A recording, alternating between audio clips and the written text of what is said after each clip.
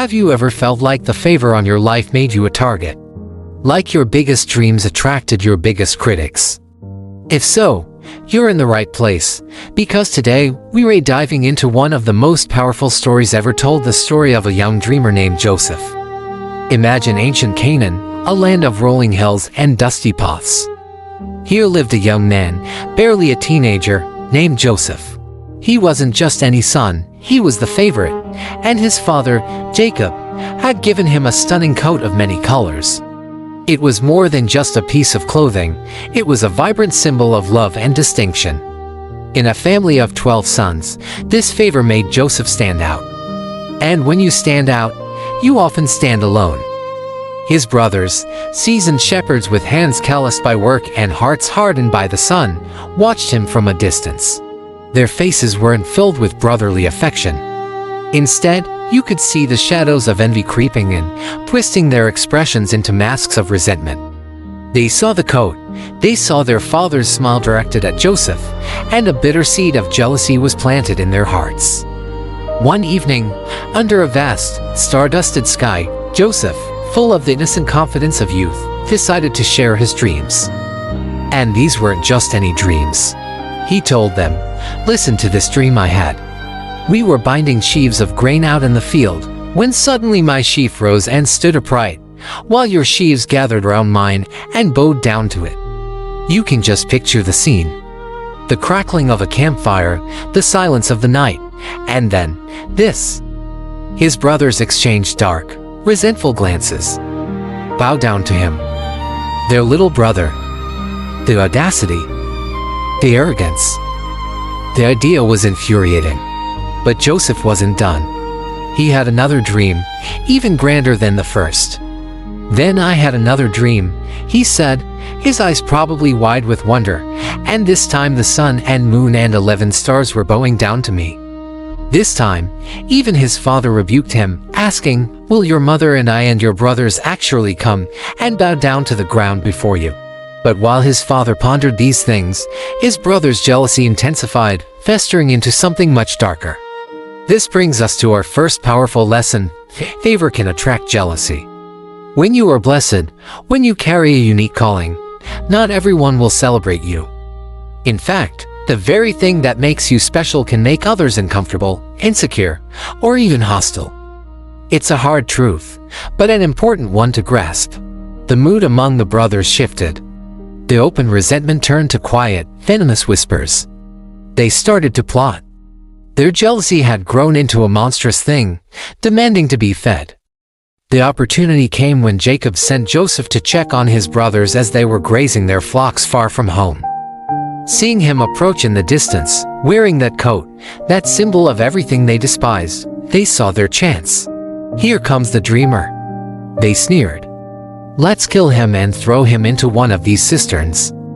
This reveals a second critical lesson: God's revelation doesn't cancel human opposition. Joseph had divine dreams, a glimpse into God's plan for his future. But that didn't give him a free pass from hardship. In fact, it was the very announcement of his destiny that triggered the plot against him. Your calling doesn't make you immune to attack. Sometimes, it's what makes you a target. Only one brother, Reuben, had a flicker of conscience. He suggested they throw Joseph into a dry pit instead of shedding his blood, secretly planning to rescue him later. So, when Joseph arrived, naive and unsuspecting, they descended on him. They ripped the beautiful coat from his back, the vibrant colors now a symbol of his humiliation. Imagine the terror in his eyes, the confusion, the pleading. These were his brothers, his own family. And this leads to a third, painful lesson: not everyone who smiles at your dream supports it. His brothers were his family, the people who should have been his biggest cheerleaders. But in their hearts, they were his first and most dangerous enemies. Be discerning about who you share your deepest aspiration with. Not everyone who listens is a friend. Some are just gathering information, waiting for a moment to tear you down. A dramatic, heart-wrenching scene unfolds. They seized him. Joseph, crying out, begging, was lowered into the cold, dark emptiness of a dry well in the middle of the wilderness. The light of the sun was replaced by suffocating darkness. The warmth of family love was replaced by the chilling cold of betrayal. And what did the brothers do after committing such a heinous act? They sat down to eat. As Joseph languished in the pit, they calmly ate their meal, their shadows stretching long and sinister behind them in the fading light. They then dipped his beautiful coat in goat's blood to create a lie, a story of a wild animal, to cover their tracks and break their father's heart. The warm light of Joseph's favored life faded into the cold darkness of the pit, a stark visual of betrayal and destiny in conflict. This moment teaches us our fourth profound lesson: early destiny often comes wrapped in pain. The pit wasn't a detour from Joseph's destiny, it was part of the path. The betrayal, the loss, the suffering, it was all part of the process that would forge him into the leader he was born to be.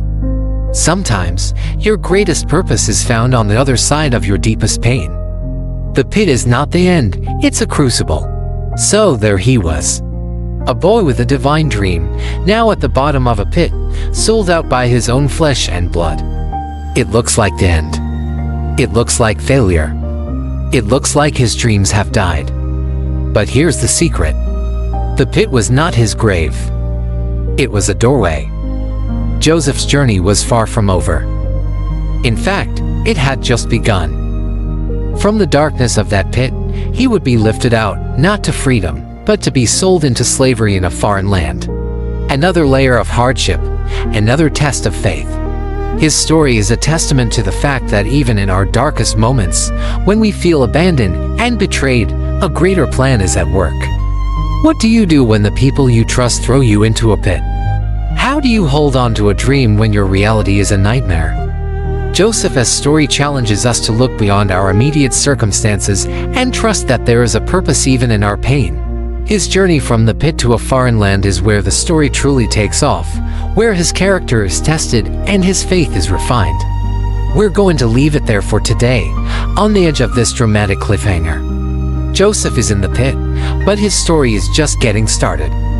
In our next video, we'll follow him as he's taken from the pit to a foreign land, where his trials are far from over. You won't want to miss how this young dreamer navigates betrayal, slavery, and temptation. Thank you so much for joining me on this journey. If this story resonated with you, hit that like button, and be sure to subscribe and turn on notifications so you don't miss part 2. What lesson from Joseph's early life stands out to you the most? Let me know in the comments below. See you next time.